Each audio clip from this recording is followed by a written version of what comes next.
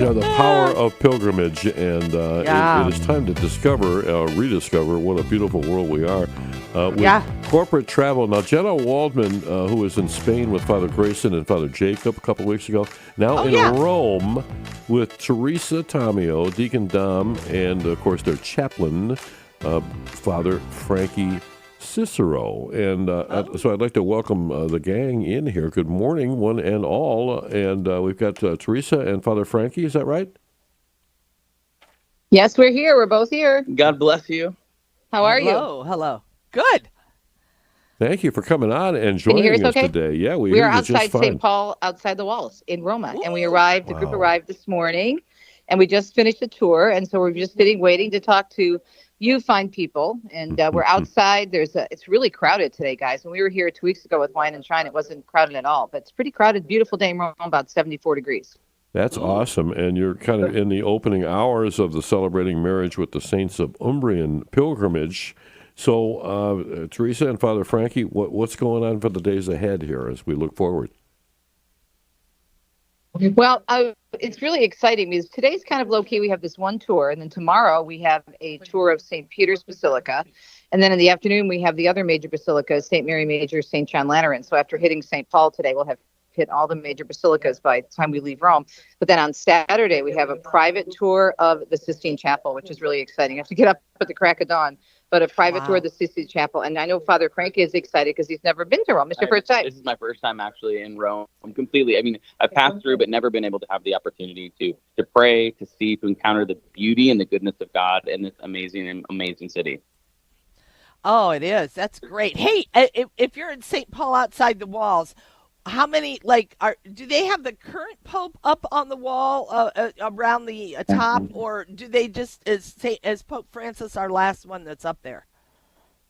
Right now, Pat, the medallion of Pope Leo is being worked on at the Vatican Museum. So when we were here 2 weeks ago, our guide, the same guide we have today, Daniele, was actually down in the Vatican, and he saw the actual medallion, which looks so small when you're looking up at it. So it's a big circular medallion where they will do the mosaic of Pope Leo. But right now, the last one up there is St. Francis. And it's kind of sad because you don't see Pope Leo up there yet, but he should be up there.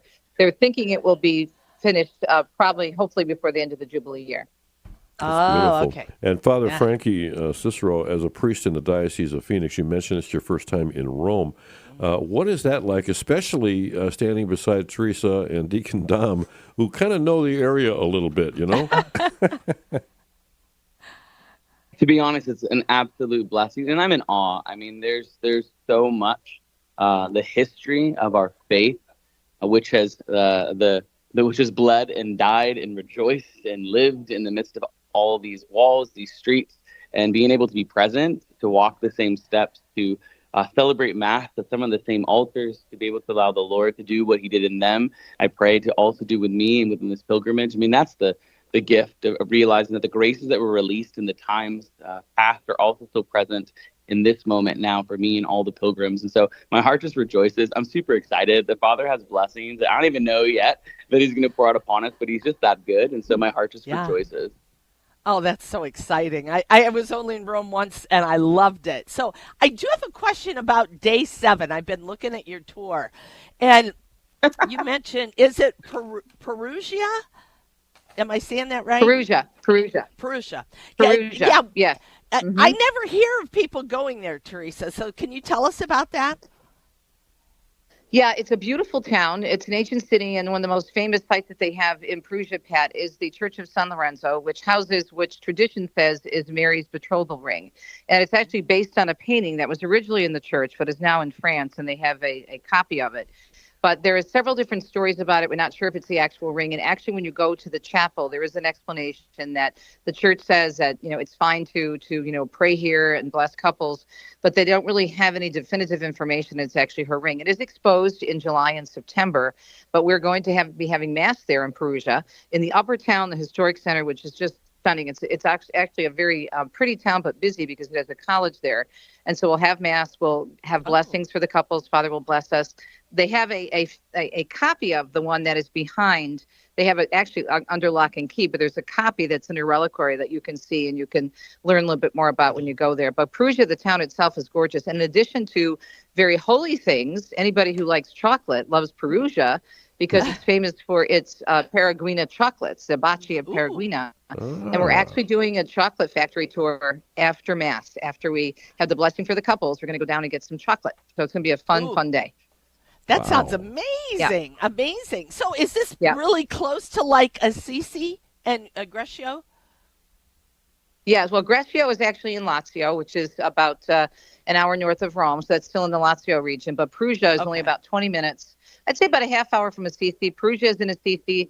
Perugia is in Umbria. Assisi is in Umbria. Todi, where we're staying, all those towns are relatively close, I'd say within 30, 45 minutes.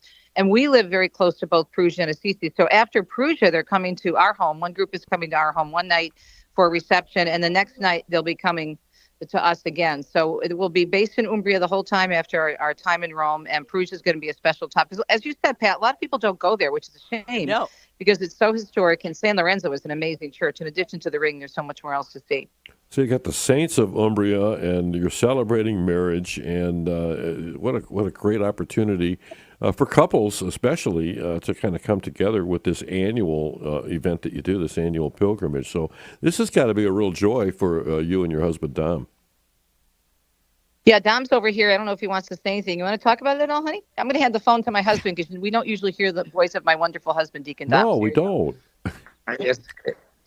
Yes, it is. It certainly is a blessing to be located in the area of all the saints. So many of our most favorite saints, St. Francis, St. Clare. It's just a wonderful experience and opportunity for us, Teresa and me, to experience and to have so many good friends come by and experience the same with us, whether they're on pilgrimage or just passing through.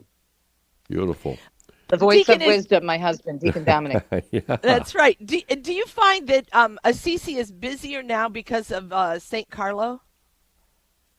It's busier because of the Jubilee year, Pat, and also St. Carlo Acutis. Absolutely. All of Italy is very busy, especially Rome. Okay. Woo. My, what a great place to be. Boy, and even the brochure, just kind of the beautiful picture that's on there. Check out, it's an annual celebrating marriage event, so maybe you can sign up for next year's. Just go to pilgrimagebycts.com. So check that out. And, power of pilgrimage. Thank you so much, Teresa and Deacon Dom and Father Frankie and everybody at Corporate Travel. God bless you. Bye-bye. Have a good one. Enjoy.